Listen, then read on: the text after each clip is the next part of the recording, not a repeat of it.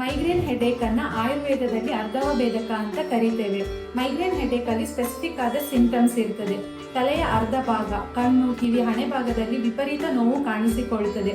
ತಲೆ ಸುತ್ತು, vomiting sensation, light ಹಾಗೂ ಸೌಂಡ್ಗೆ ವಿಪರೀತ ಇರಿಟೇಷನ್ ಆಗ್ತಾ ಇರ್ತದೆ. ಕೆಲವೊಮ್ಮೆ ವಾಮಿಟ್ ಆದ್ಮೇಲೆ ನೋವು ಕಡಿಮೆ ಆಗ್ತದೆ. ಎಲ್ಲರಿಗೂ ಎಲ್ಲ ಸಿಂಟಮ್ಸ್ ಇರಬೇಕು ಅಂತ ಏನಿಲ್ಲ. ಹಾಗೆ ಎಲ್ಲ ಹೆಡೇಕ್ ಮೈಗ್ರೇನ್ ಹೆಡೇಕ್ ಆಗಿರಲ್ಲ. ಈ ಮೈಗ್ರೇನ್ ಹೆಡೇಕ್ ಇಂದ ಡೈಲಿ ಆಕ್ಟಿವಿಟೀಸ್ ಮಾಡಲಿಕ್ಕೆ ತೊಂದರೆ ಆಗ್ತಾ ಇರ್ತದೆ.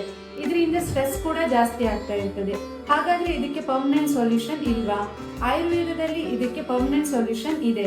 ಆಯುರ್ವೇದ ಚಿಕಿತ್ಸೆಗಳಾದ ನಸ್ಯ, ವಿರೇಚನ, ಶಿರೋಧಾರ, ಶಿರೋಲೇಪ, ಶಿರೋ ಅಭ್ಯಂಗ ಹಾಗೂ ಇತರ ಔಷಧಗಳೊಂದಿಗೆ ನಾವು ಮೈಗ್ರೇನ್ ಹೆಡೇಕ್ ಅನ್ನ ಕಂಪ್ಲೀಟ್ ಆಗಿ ಕ್ಯೂರ್ ಮಾಡಬಹುದು.